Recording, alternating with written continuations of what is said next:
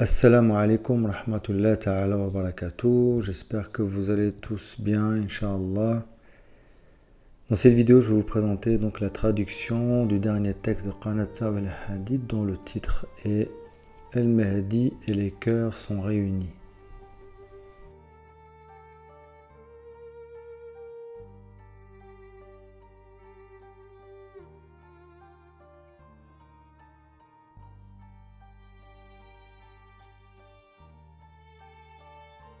Bismillah ar-Rahman ar-Rahim. Je cherche refuge auprès d'Allah contre le diable maudit. Le monde, la dunya, m'a demandé « Que souhaites-tu » et je réaliserai ton souhait. Je suis resté silencieux. Elle dit « À ce point, ce que vous souhaitez mérite une réflexion. » Alors je suis resté silencieux. Elle dit « Tu veux une maison, de l'honneur, de l'argent ?» Alors mon silence a continué jusqu'à ce que je la provoque. Mais elle ne s'est pas fatiguée et a continué à me demander. J'ai répondu « Tout ce que je veux, c'est la tranquillité d'esprit. Puis-je la trouver avec vous ?» Elle est restée silencieuse.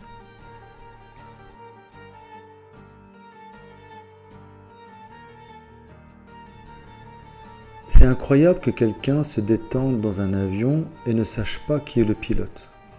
Il est étrange que quelqu'un se repose sur un navire et ne sache pas qui est son capitaine. C'est étrange que quelqu'un se détende dans le train et ne sache pas qui est son chauffeur. Alors, comment ne pas te sentir à l'aise, ô mon serviteur, dans ta vie, quand tu sais que Allah la gère ?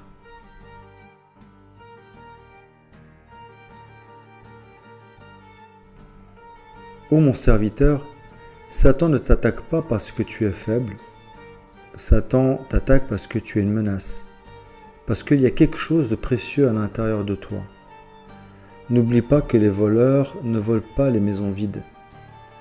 Ô mon serviteur, Satan ne peut pas te contrôler. C'est une promesse du tout miséricordieux.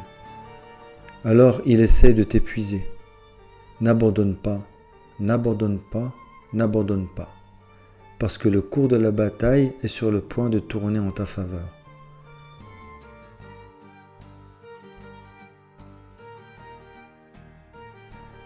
On raconte qu'un homme dit à un peintre « On dirait que tu n'es pas doué en dessin. Tu n'es bon qu'avec ces lignes et ces couleurs qui se chevauchent. » Alors le peintre prit son pinceau et commença à dessiner un grain de blé par terre. C'était si réel qu'un des coqs s'est avancé pour essayer de l'attraper. Alors l'homme fut étonné et dit au peintre « Pourquoi insistes-tu sur ces dessins étranges, alors que tu améliores le dessin de cette manière merveilleuse ?» Le peintre lui répondit sarcastiquement et calmement « En fait, je ne dessine pas de poules. »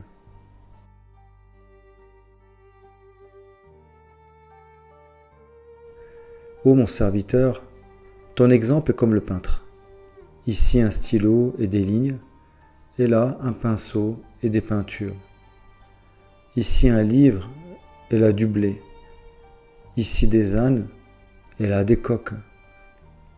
Et Allah est notre témoin.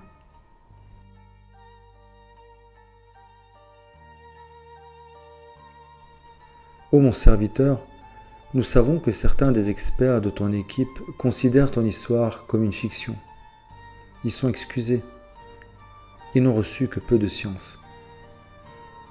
Peu d'entre eux croyaient au dépôt, la amana, et y travaillaient en secret et dissimulé. Pour le bien du pays et du peuple, selon l'ordre du très miséricordieux. Sois prêt. Son commandement, s'il veut quelque chose, il dit « sois » et elle est aussitôt. Ne t'inquiète pas des choses qui sont contraires à ce que tu t'attends, une sagesse du Seigneur. On les distrait et on les prend par surprise comme si de rien n'était.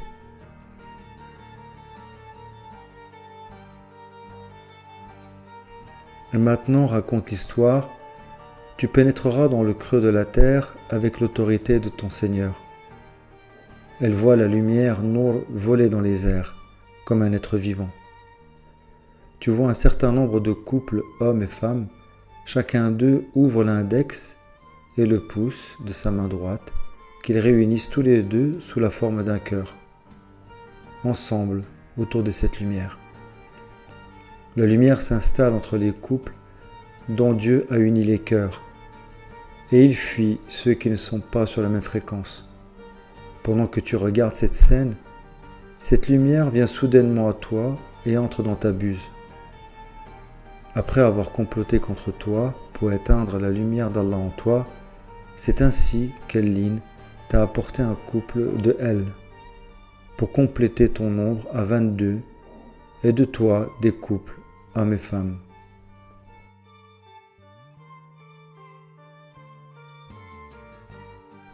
Maintenant, lis, et j'étendrai pour vous l'étendue, et je gèlerai les mers d'un gel, et je guiderai les montagnes avec une guidée, et j'aplanirai la terre avec simplicité. Et le ciel descendra, et ils sont un peuple de lions qui vient du 7e ciel, afin qu'ils vous informent et vous enseignent que Dieu est présent et il est vivant, et que Dieu est un et unique. Nous vous protégerons par la permission du Très-Haut.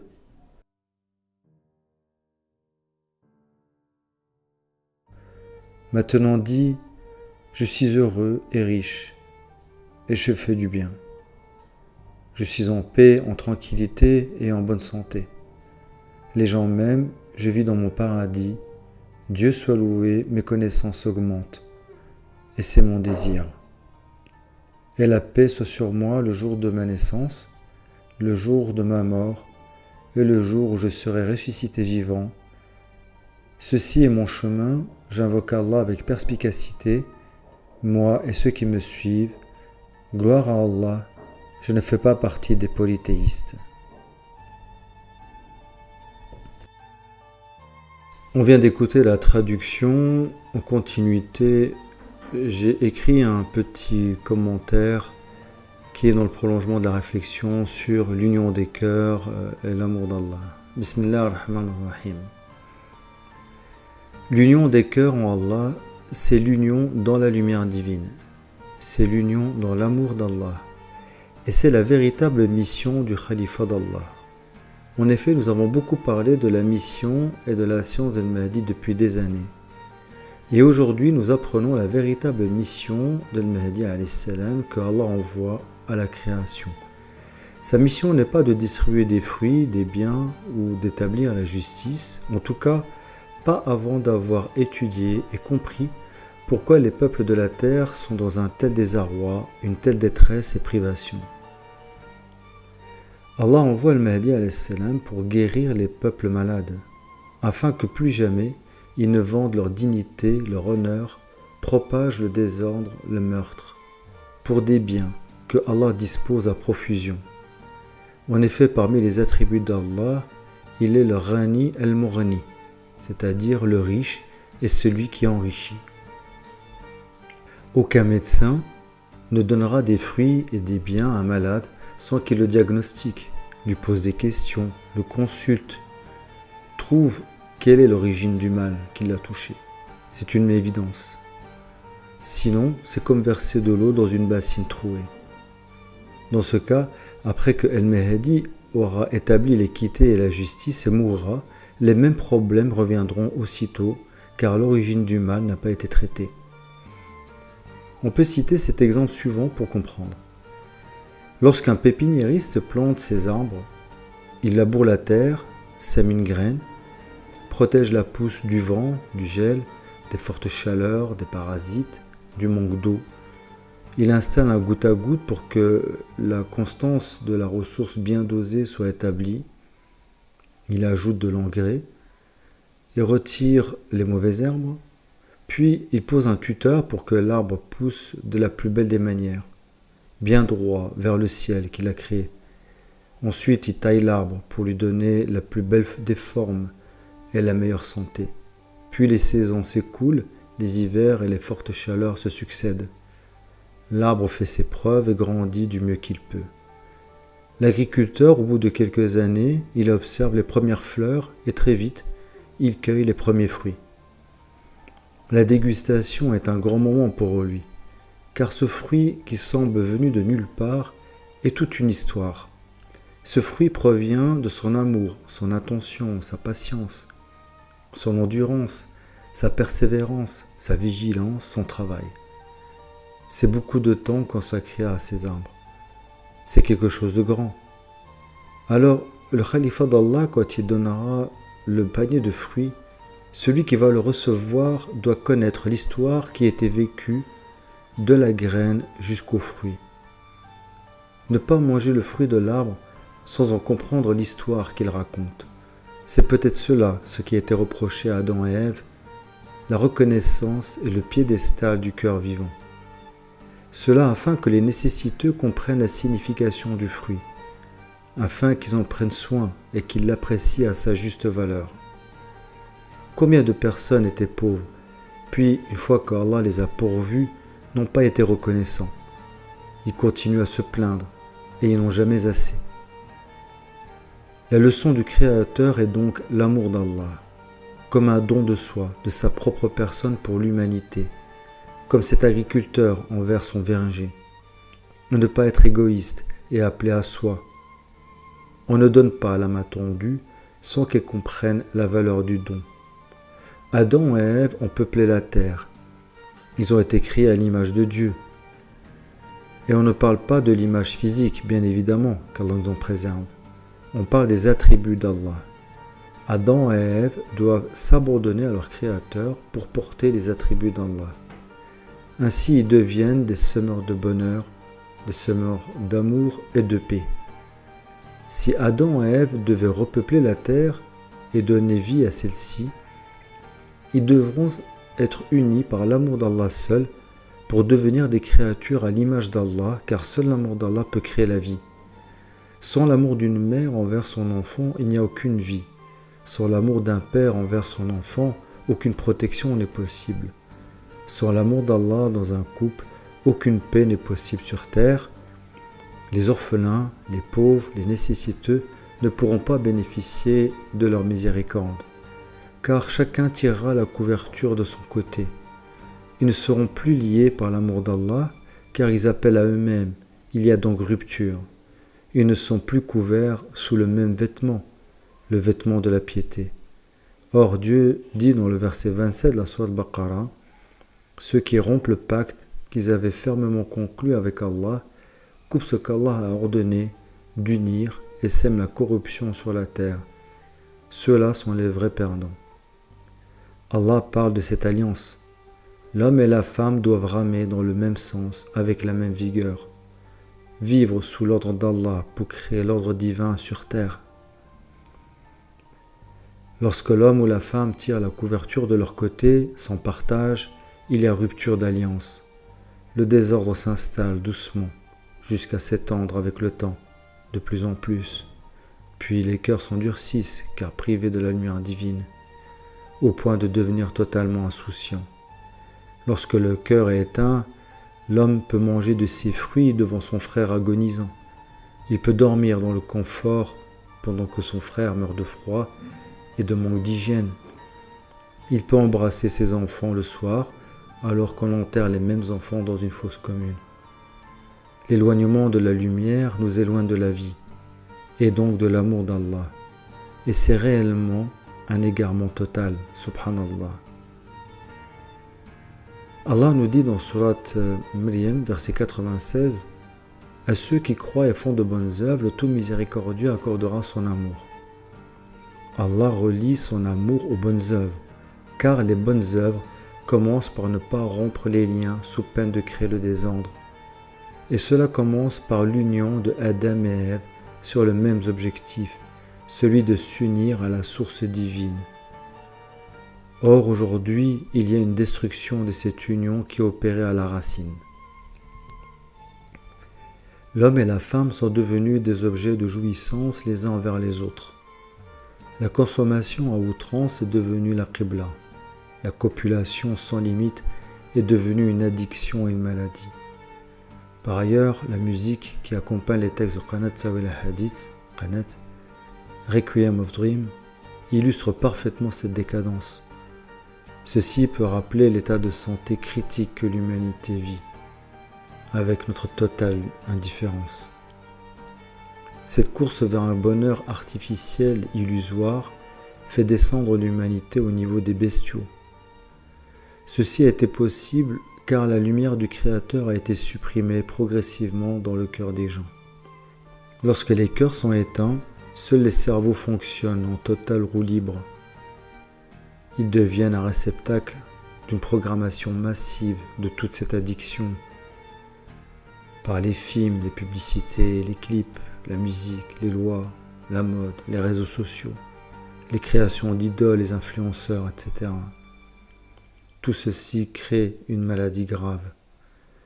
Alors, ce ne sont pas des fruits et des biens qui vont redresser cette humanité durablement, mais c'est plutôt en expliquant que ce fruit, il a toute une histoire. Et si cette personne peut l'apprécier, elle comprendra vite que sa source vient uniquement de l'amour d'Allah, la seule source. Il n'y a aucun Dieu à part Allah. C'est par l'amour que Allah fait lever le soleil, qu'il fait fondre la terre, qu'il fait tomber la pluie, qu'il fait lever les vents et pousse les nuages. C'est lui qui crée la vie. De même, à l'image d'Allah, Adam et Ève procréent la vie. Mais ils ne pourront le faire durablement, équitablement, que par l'amour d'Allah, à l'image du Seigneur des cieux et de la terre. Sans cela, c'est peine perdue, même si on déverse sur l'humanité l'équivalent de 10 richesses contenues sur cette terre. Par ailleurs, il y a le mot peuplé en arabe, khalaf. Khalaf qui est un dérivé du mot khalifa. Et cela a tout un sens. Car Adam et Ève vont peupler la terre, oui, mais comment? Pour peupler la terre avec l'esprit du vivant éternel, il est important de revenir à la source de la création pour comprendre. Un exemple simple. Lorsque vous avez un ordinateur qui est infecté de virus, vous ne pouvez plus l'utiliser, l'exploiter et réaliser votre travail. La seule solution qui reste consiste à formater votre système et de faire une réinitialisation ou une réinstallation usine. L'humanité aujourd'hui est en réalité à ce stade. Il faut réinitialiser la création en rétablissant le véritable rang de l'homme et de la femme. Comme Adam et Ève, deux créatures célestes avec des attributs divins et non des hommes et des femmes qui vivent au rang des bestiaux. C'est la condition pour que l'homme vive sur terre, comme il est mentionné dans la sourate Al-Baqarah. Bismillah ar-Rahman ar-Rahim. Lorsque ton Seigneur confie aux anges, je vais établir sur la terre un khalifa, et dire, vas-tu y désigner un qui mettra le désordre et répandra le sang, que nous sommes là à te sanctifier, à te glorifier? Il dit, en vérité, je sais ce que vous ne savez pas. Et il apprit à Adam tous les noms de toutes choses. Puis il les présenta aux anges et dit, informez-moi des noms de ceux-là si vous êtes véridiques. Ils dirent, gloire à toi, nous n'avons pas de savoir que ce que tu nous as appris. Certes, c'est toi l'omniscient, le sage. Il dit, ô Adam, informe-les de ces noms.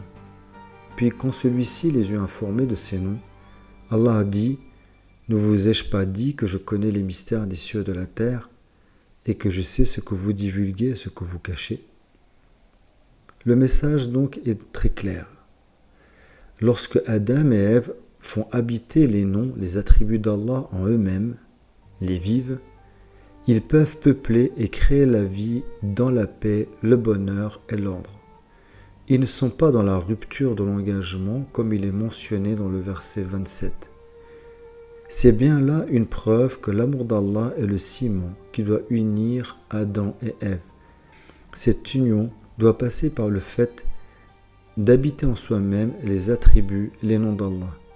Ainsi, Adam et Ève peuvent peupler la terre sans commettre le désordre, dans un bonheur total, sans restriction, pour l'éternité. Nous savons qu'à la fin des temps et du délai accordé à Iblis, toutes les failles de l'humanité seront connues. connu par le serviteur d'Allah al-Mahdi ibn al-Insan, fils de l'homme. Par la grâce d'Allah, par son voyage, il a constaté l'épreuve de l'injustice et les causes de la faiblesse humaine. Parallèlement, Allah va lui permettre d'apporter en conséquence la compréhension des guérisons pour combler ses failles. En revivifiant la voix du prophète Mohammed sallallahu alayhi wa sallam, car elle est la lumière mohammedienne créée bien avant Adam et Ève. Cette lumière joue le rôle de l'ascenseur de l'humanité. Elle redonne la lumière au cœur éteint. Car seuls les cœurs vivants peuvent guérir notre être, notre âme, et créer un écran, créer un mur infranchissable, ou encore construire un remblai comme celui de Dhul-Qarnayn face aux façades à la corruption des Jouj et Majouj. Ainsi, pour revenir à notre exemple, une fois que les bases de la réinitialisation seront établies, Adam et Ève et leurs descendants pourront débuter leur véritable vie que le Seigneur a voulu pour sa créature, dans la confiance et l'assurance. Les pieds parfaitement posés sur terre, mais la tête dans les cieux. Leur esprit et leur cœur sont illuminés par la lumière divine. Ils pourront rendre à cette terre magnifique sa lumière et sa beauté et sa prospérité. Car c'est le projet d'Allah d'illuminer les cieux et la terre, comme il est indiqué dans le Sourate 24, An-Nur, verset 35. C'est un travail qui doit être fait par tous. C'est une promesse divine dans Sourate Ar-Ra'd, verset 11. Bismillahirrahmanirrahim. Certes, Allah ne modifie pas l'état d'un peuple tant que les individus qui le composent ne changent pas d'eux-mêmes ce qu'il y a en eux. Par conséquent, la clé est sans aucun doute dans la recherche de l'amour d'Allah si nous voulons devenir vivants pour toujours. Barakallahu fikum. Alhamdulillahi Rabbil Alamin. Assalamu alaikum wa rahmatullahi ta'ala wa barakatuh.